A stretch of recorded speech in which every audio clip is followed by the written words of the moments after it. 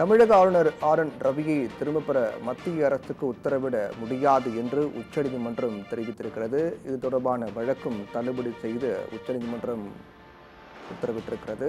தமிழக கவர்னர் ரவியை திரும்பப் பெற மத்திய அரசுக்கு உத்தரவிடக் கோரிய வழக்கில் உச்சநீதிமன்றம் தெரிவித்திருக்கின்றது.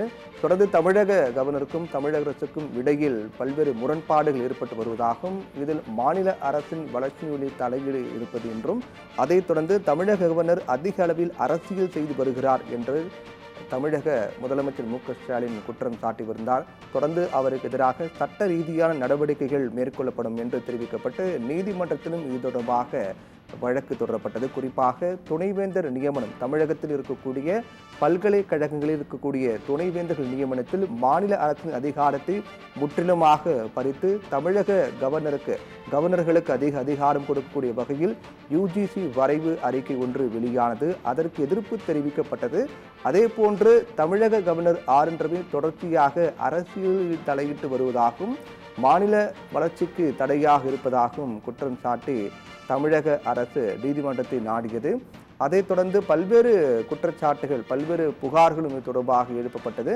இந்நிலையில்தான் தமிழக ஆளுநர் ரவியை திரும்பப் பெற மத்திய அரசுக்கு உத்தரவிட கோரிய வழக்கில் உச்சநீதிமன்றம் தெரிவித்திருக்கிறது. அதில் மிக முக்கியமாக தமிழக கவர்னர் தொடர்பாக ஏற்கனவே உச்சநீதிமன்றம் விசாரித்து வருவதை சுட்டிக்காட்டிய தலைமை நீதிபதி இந்த உத்தரவை பிறப்பித்திருக்கிறார். அதில் மத்திய அரசுக்கு உத்தரவிட முடியாது, அதாவது தமிழக கவர்னர் திரும்ப பெற மத்திய அரசுக்கு உத்தரவிட முடியாது என்று தெரிவிக்கப்பட்டிருக்கின்றது.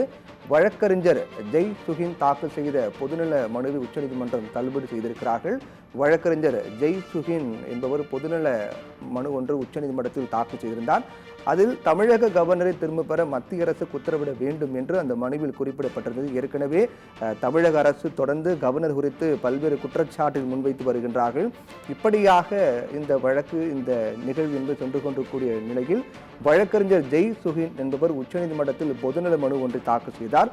அந்த பொதுநல மனுவில் தமிழக கவர்னர் ரவியை திரும்ப பெற மத்திய அரசுக்கு உத்தரவிட வேண்டும் என்று அந்த மனுவில் குறிப்பிடப்பட்டிருந்தது. அந்த மனுதான் இன்று விசாரணைக்கு வந்தது.